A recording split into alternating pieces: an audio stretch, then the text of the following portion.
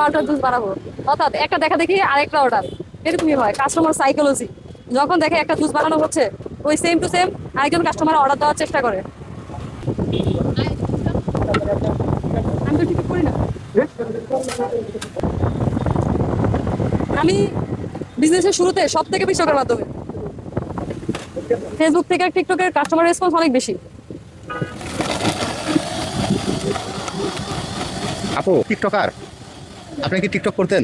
না ভাইয়া, টিকটকে আমার বিজনেসের ভিডিওগুলো পাবলিশ করতাম শুরুতে। তখন দেখা যায় কি ফেসবুকের তুলনায় টিকটক থেকে বেশি কাস্টমার আসতো আমাদের খাবারের ভিডিও দেখে দেখে।